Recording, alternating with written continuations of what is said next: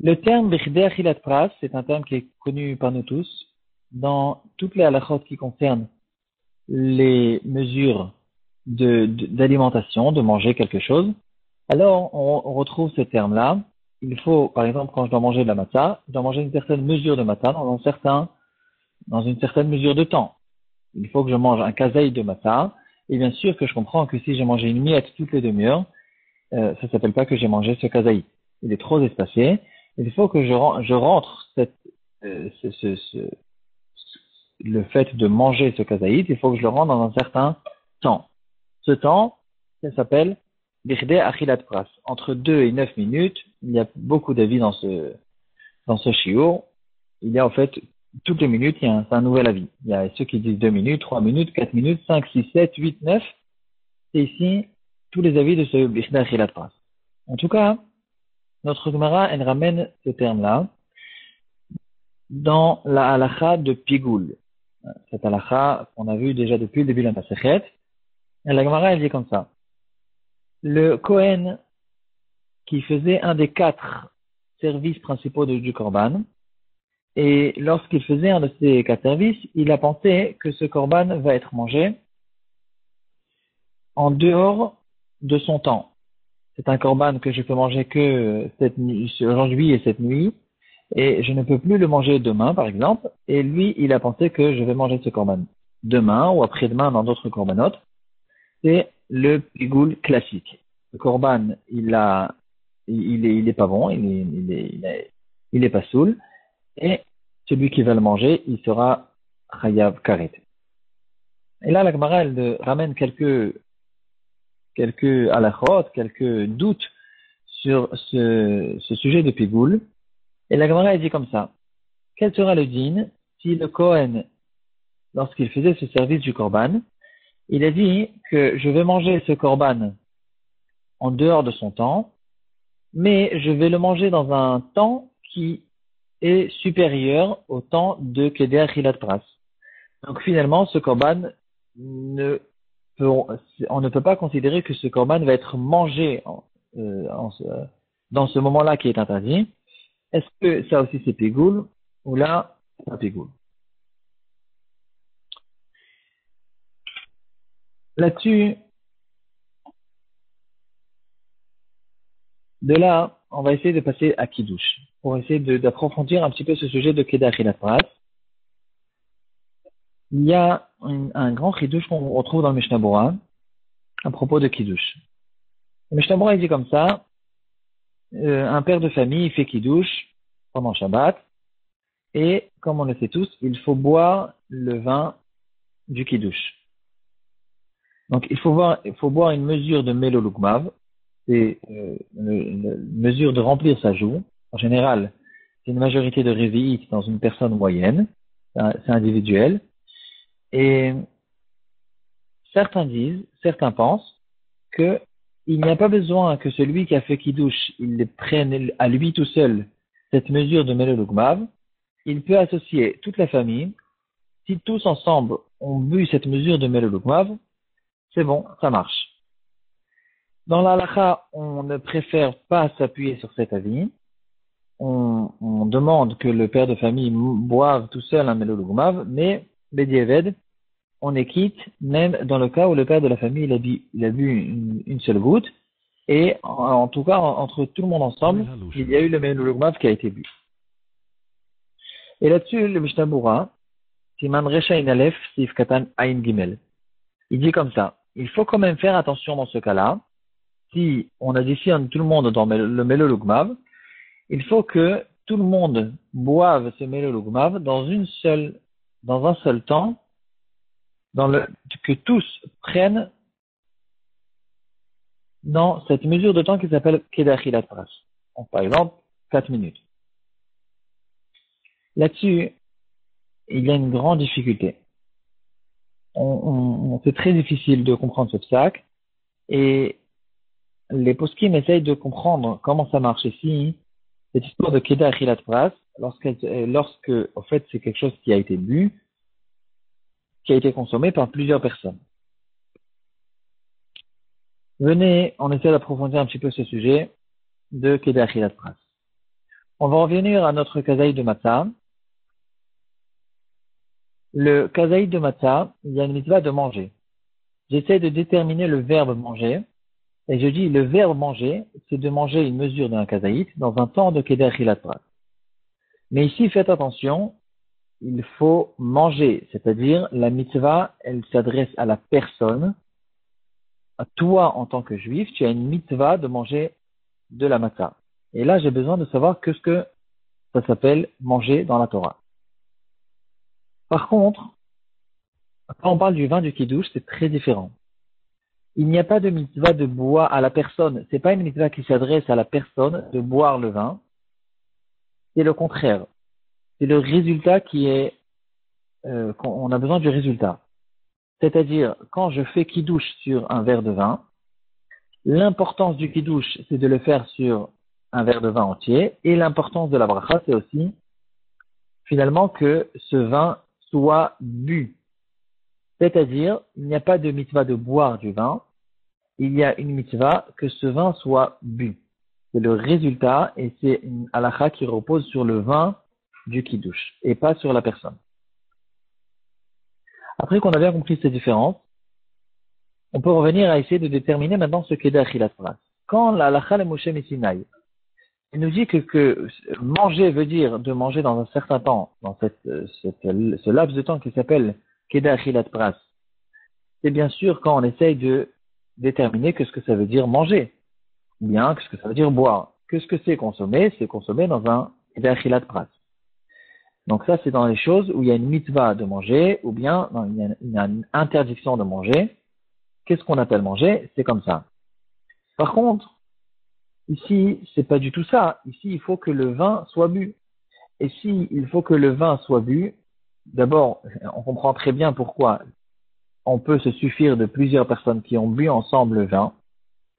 Ça peut être compris que après qu'on a compris que dans le verre du kiddush, c'est le résultat qui nous intéresse.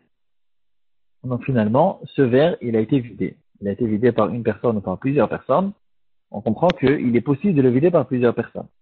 Mais après qu'on a bien compris ça, on ne peut plus expliquer, on ne peut plus du tout rentrer dans cette histoire de Kedar Hilat Pras. Kedar Hilat Pras, c'est ce qu'on appelle manger. Et ici, le Kedar Hilat Pras, il n'est pas du tout adapté à cette histoire du verre du Kiddush.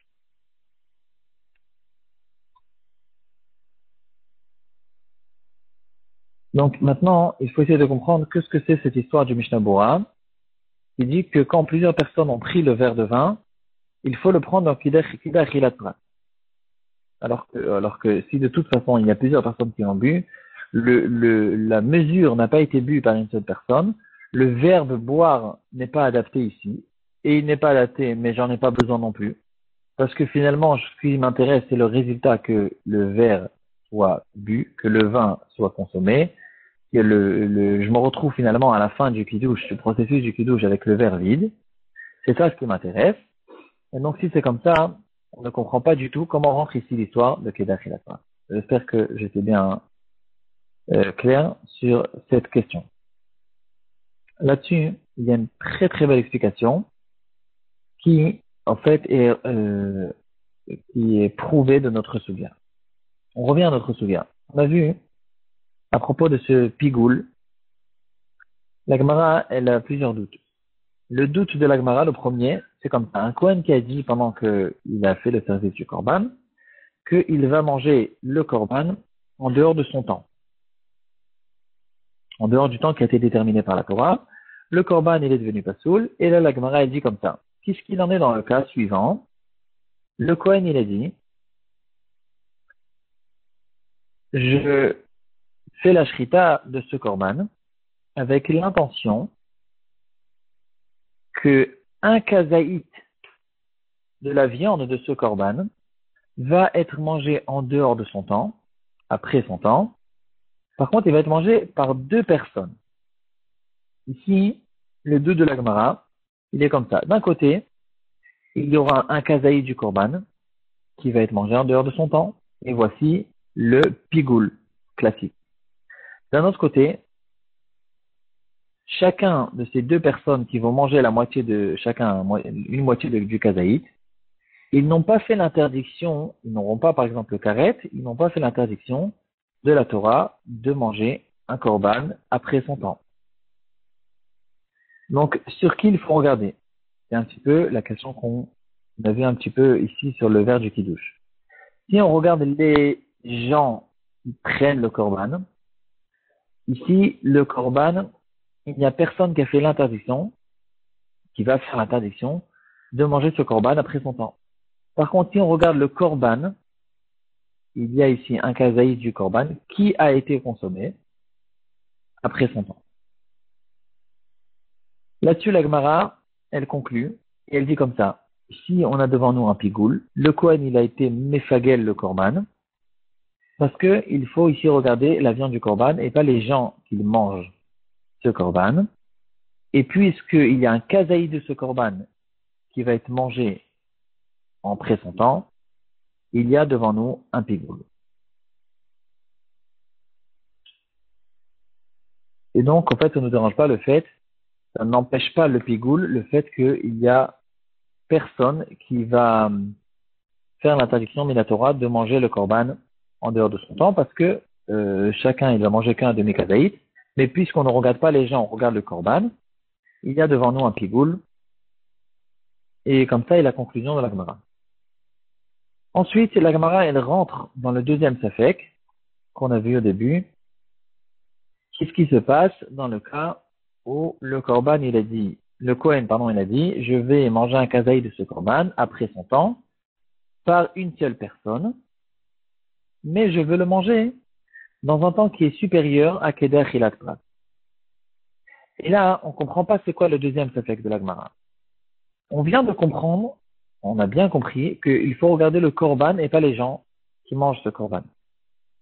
Et donc, si deux personnes qui mangent un korban, même s'ils sont deux personnes, quand même, je dis qu'il y a un pigoul devant moi parce que le korban lui-même, il y a finalement un kazaït qui a été consommé après son temps, alors qu'elle va remettre que si c'est une seule personne, même s'il a mangé dans un temps qui est supérieur à Keder Chilat Prat et que je considère pas ça comme manger, mais finalement je regarde pas la personne, j'ai bien compris qu'il faut regarder le korban. Et si je regarde le korban, finalement il y a un kazaït entier qui va être consommé après son temps. Et donc c'est vrai que la personne lui-même qui l'a mangé, il ne sera pas chayav parce qu'il a espacé son alimentation de plus qu'à Chilat Prat, mais il est bien sûr pas pire, au contraire, il est pire que deux personnes qui mangent un deuxième kazaït. Finalement, lui, il a mangé un kazaït entier. Et donc, quel est le deuxième safek de la Gemara? Pourquoi c'est pas évident pour la Gemara que puisque je regarde le korban lui-même, alors bien sûr que même s'il a dit que je vais manger ce korban, un kazaït de ce korban, dans un temps qui est supérieur à Keder Chilat Prat, Kalva Chomer, que j'ai devant moi un pigoul. Une grosse question que relève le Satémet, le Rav de Brisk et encore d'autres. Donc il faut bien comprendre ici que deux personnes qui mangent le korban, il y a dans certains cas où ces deux personnes-là, ils sont plus graves qu'une personne qui a espacé son alimentation de plus que Keder Chilat Prat. Et que ces deux personnes qui ont mangé le korban, on considère cette consommation, il y a quelque chose qui va relier cette consommation, que ce sera considéré comme une seule consommation, et qu'on ne pourrait pas dire cette chose-là quand c'est une seule personne qui a mangé tout le kazaït, mais il a espacé de Keder Chilat Prat. Il faut dire que deux personnes qui ont consommé chacun un demi-kazaït, mais s'ils l'ont fait tous les deux dans le Keder Chilat Prat, les deux, ils ont mangé ce kazaït dans les 4 minutes, alors, c'est vrai que chacun n'a mangé qu'un demi-kazaït. Mais quand je regarde le korban, ce korban a été consommé en 4 minutes. Ce kazaït, il a été consommé en 4 minutes. C'est vrai qu'il a été consommé par deux personnes, mais quand même, le Keder Chilat Prat, il a la force de relier cette consommation des deux personnes.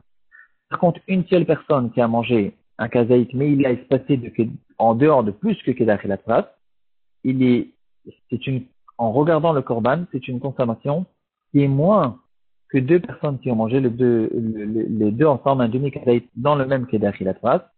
Et dans le deuxième cas, on a ici un deuxième safek de la Gemara. Est-ce que dans ce cas-là aussi, je peux considérer qu'il y a ici un pigoule, ou bien dans ce cas-là, peut-être qu'il n'y a pas de pigoule, parce que finalement, la consommation de ce korban a été faite pas dans le même qu'Edachilat. Voici la magnifique preuve qu'on sort de Nogmara et qui va finalement nous aider à comprendre le Mishnah Bora, qui s'adresse à plusieurs personnes qui se trouvent autour de la table et qu'ils vont tous prendre le Mélolugmav du Kiddush en s'appuyant sur ceux qui pensent qu'on peut additionner plusieurs personnes pour prendre le Mélolugmav.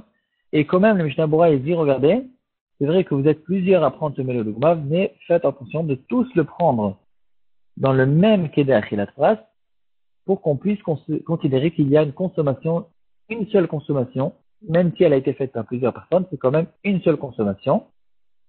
Dans le cas où ce qui m'intéresse, c'est pas de boire, c'est pas sur la personne qui doit consommer quelque chose, mais c'est le résultat du verre du kiddush qui doit être consommé, comme dans l'histoire du korban, et que dans ce cas-là, je peux prendre plusieurs personnes et de dire ici, puisque le résultat il est que ce korban doit être consommé, je dois quand même le consommer dans ce shiur de Kedach et la trace, et je prends plusieurs personnes, je les additionne, tous ensemble, ils vont manger le shiur qu'on a besoin, le kazaïd dans le korban, ou le gouma dans le kitouche, et ils vont tous le faire dans un temps qui s'appelle Kedach et la trace, et je vais additionner tous ensemble pour pouvoir considérer qu'il y a ici une seule alimentation.